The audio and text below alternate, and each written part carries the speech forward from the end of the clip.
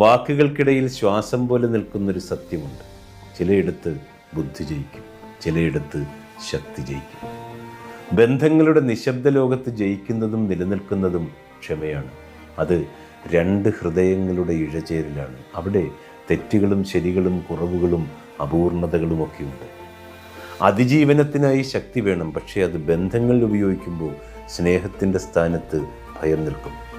ബുദ്ധി കൊണ്ടൊരാളെ തോൽപ്പിക്കാം, ശക്തി കൊണ്ടൊരാളെ കീഴ്പ്പെടുത്താം.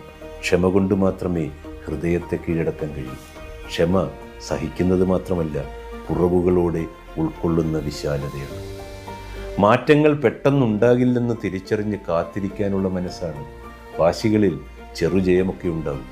സ്നേഹത്തിനു വേണ്ടി സ്വയം തോറ്റുകൊടുക്കുന്നതാണെന്നേ ഏറ്റവും വലിയ വിജയം.